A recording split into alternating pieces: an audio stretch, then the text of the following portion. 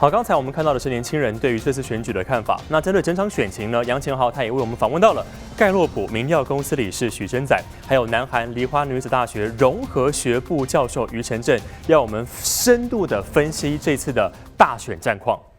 진보였던 20대들이 진보 성향을 버렸다고 보시면 될 겁니다. 그 이유 중에 하나는 정부에 대한 실망일 수 있습니다. 그리고 또 여러 정부의 여성 정책에 대한 불만으로 20대 남성들도 이탈을 하면서 전체적으로 20대에서 진보가 줄어든 모습을 보였습니다. 그리고 20대 여성의 투표 참여 의향이 20대 남성보다 많이 낮게 나오고 있습니다. 지금은 보수가 결집하냐, 진보가 결집하냐, 속칭 세대결이 가장 관건이고, 두 번째 문제는 지금 코로나 오미크론 때문에 아마 선거 당일날 9일날 되면 확진자가 굉장히 많이 나올 텐데, 그것 때문에 투표를 하지 않는 사람들이 나오게 되면은 그것도 하나의 변수라고 작용할 것 같아요. 투표장으로 끌어내느냐가 관건이다.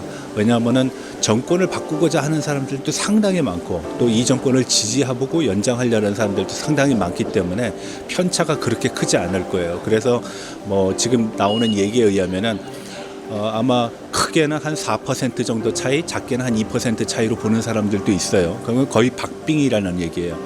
최근 들어서는 뭐 코로나 바이러스도 있고 우크라이나 사건도 있고 하다 보니까, 그래서 어떤 안정성을 택하려고 하는 그런 경향이 강하다 보니까 보통은 젊은 사람들이 진보적인 성향을 많이 갖는데, 오히려 젊은 세대들이 더 보수적인 성향을 갖고 그런 특징을 보여서 민주당 인사들의 섹스 스캔들, 젠더 문제가 너무 크다 보니까 그 문제에 있어서 젊은 여성층들이 진보적이면서 민주당을 지지했지만 최근에 일련의 사태에 대해서 반감을 갖는 경우가 있고, 다만 이번 선거에서 주목해야 될 거는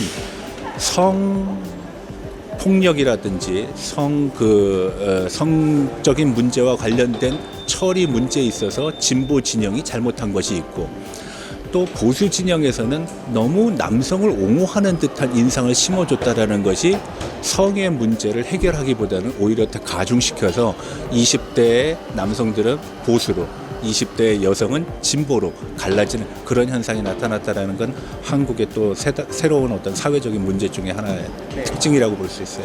20대, 30대 후보 유권자들 같은 경우는 기존의 유권자들과 굉장히 좀 다른 유권자들이라는 생각이 들어요. 그래서 이들은 뭔가 고정되어 있는 지지 후보를 갖고 있는 고정된 유권자들이 아니기 때문에 사안에 따라서는 쉽게 변화할 수 있는, 바뀔 수 있는 유권자들이고, 우리가 생각했던 것처럼 그렇게 결집되어 있지도 않기 때문에 중요한 역할을 할 유권자임은 맞지만, 이들이 어디로 갈지는 사실 아직 두고 봐야 된다는 생각이 있습니다. 부동산은 전반적으로 부정적이고 코로나는 전반적으로 부정적인데, 20대, 30대 젊은 유권자들을 위한 정책에 대해서는, 정부의 정책에 대해서 지금 이제 20대, 30대 남성 유권자들은 굉장히 부정적인 태도를 갖고 있고, 그게 이제 윤석열 후보에 대한